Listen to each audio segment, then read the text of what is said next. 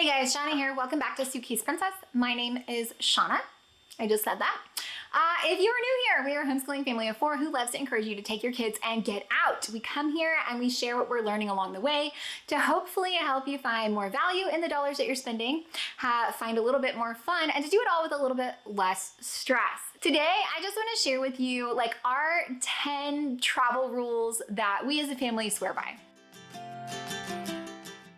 Guys, before we go any further, please scroll down, hit the big red subscribe button, turn on the bell for notifications, and give this video a thumbs up. As always, you can find us down in the comments or over on Instagram at Suitcase Princess. I do have a cheat sheet here because I wanted to make sure that I really kind of hit on it. I came up with 10. They are in no particular order just because I think these are all just really important. And some of them are a little bit multi-note, I guess, for lack of a better term. Let me start with one of the things that we do as a family every single time that we are planning a vacation is we look at what we want to do, but then how we could save money doing it. So as a family, we are always trying to save money.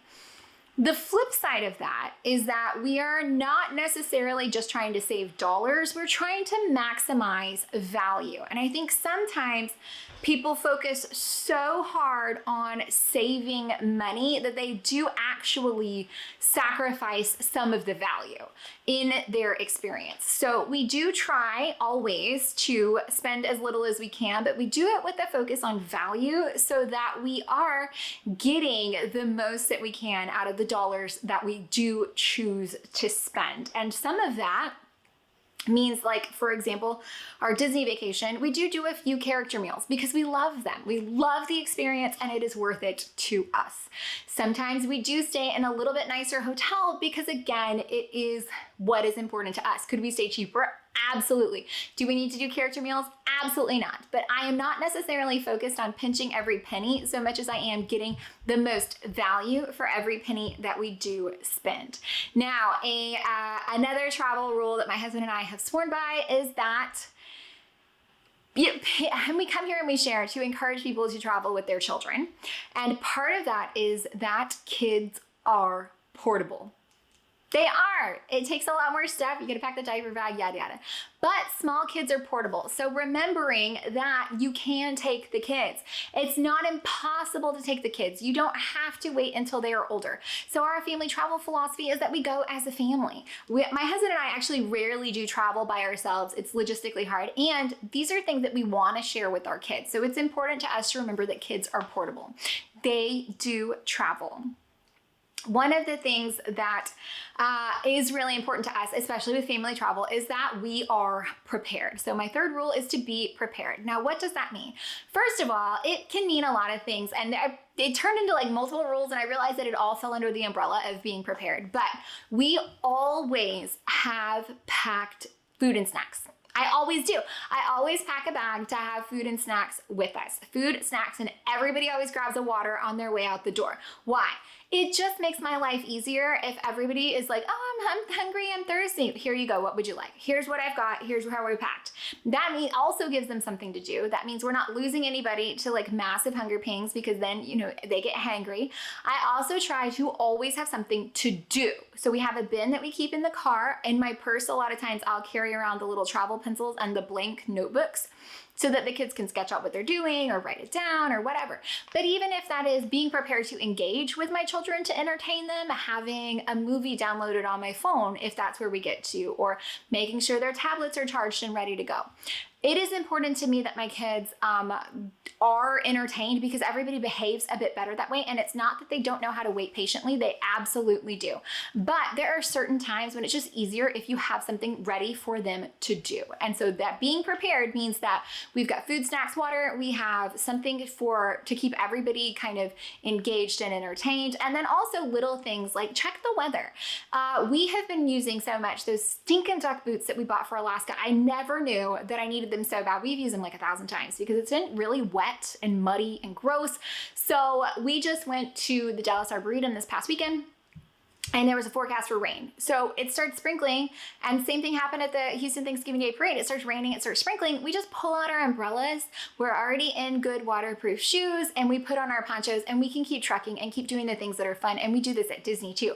The parks will massively clear out if there is a rainstorm at Disney, but just put on the stroller cover, put on your ponchos, have your, Tiva style sandals for the day. You're good to go. So we can keep going, we can keep trekking, we can keep having fun because we have been prepared, okay? Now, all right, here's another one. Something on an airplane. We always choose the airplane rows that are as close as we can get to the bathroom, because on the airplane, it makes, like my kids know, they get on a Southwest plane, they go to the heart on the back wall. They just, and that's where we sit. It doesn't fill up as fast. You can usually always get that spot. And then you don't have to stand up and like wait in rows or guess if the bathrooms are full or empty. You're right next to them. It's easier if your kid just needs to pop out and go to the restroom. Makes an absolutely huge difference being close to the bathrooms. Absolutely does. Another bathroom rule that I have is, and it's always me. It is always me, guys. When one of us goes, we all go. So like if at Disney, we're trekking around, I gotta stop and go. It takes the same amount of time. We might as well all go, and then we don't have to stop again. So when one goes, we all go. I'm up to like a lot of rules now. Trust me, there's 10. Okay, something else that I think is an absolutely huge deal when it comes to family travel is that you train your kids. I know that this is a crazy concept, but if you never take them anywhere and then all of a sudden you're trying to travel to Europe, they're not gonna know what to do. If you take your kids and you get them out and you give them opportunities to listen, if you give them opportunities to wait, if you give them opportunities to stay with you, if you are constantly training them, if you are reminding them that they need to stay with you, if you are reminding them that it is their job to keep up with their stuff, if you are training them in a manner that will better serve you when you travel, but you're doing it consistently and all the time, your life will be so much easier. So train your children to be ready for these things. And that comes down to, we have a light rail system here in Houston. We've used a couple times just for local events.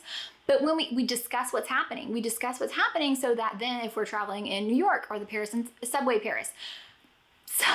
in Paris, my kids have an idea of what is happening. They know what to expect. They understand how to go through the turnstiles. They understand that you need a ticket. These are little things that you're training them all the time to be prepared for some of those other times.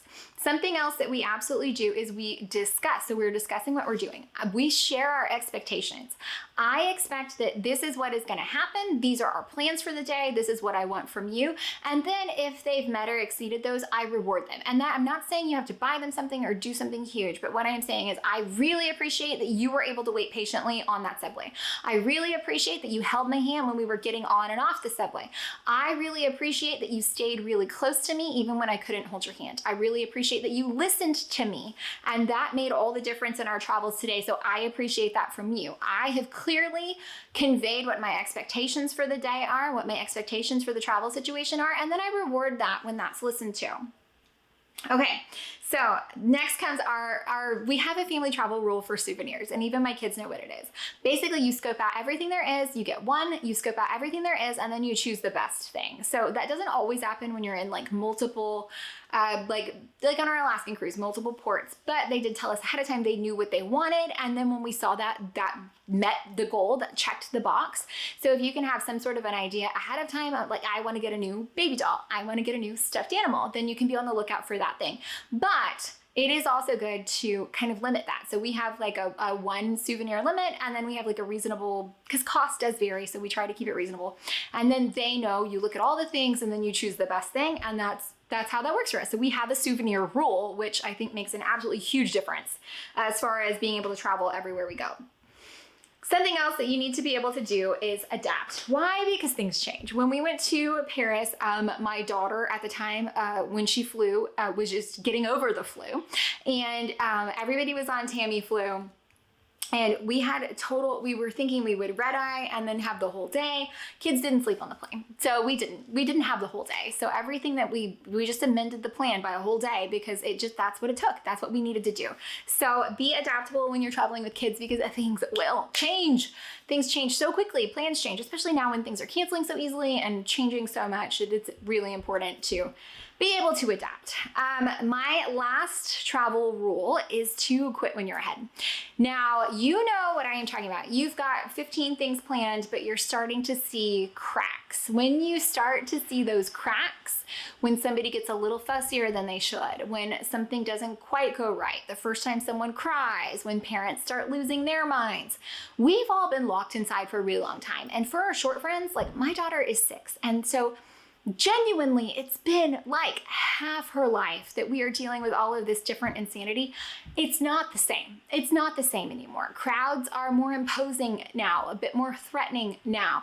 Things have changed. So it's really important that once you start recognizing the signs that someone has reached their max, and maybe it's you, once you start recognizing the signs that someone needs out, start walking back to the car. Okay, do the little things that are gonna make your life a little easier. If you are in the back of the Disney park and you realize that you're starting to lose it, start walking to the bus. Go ahead and quit while you are ahead. You wanna quit when you're winning or everyone's gonna hate you. If you continue to trudge through things you probably shouldn't, it makes for a really, really, really hard day. And then the next day, nobody wants to do it. So do yourself a favor and quit while you are ahead. It can make an absolute difference for the entire tone of your vacation. Just adapt. And sometimes it's as simple as feeding people before they're hungry or watering them before they need it.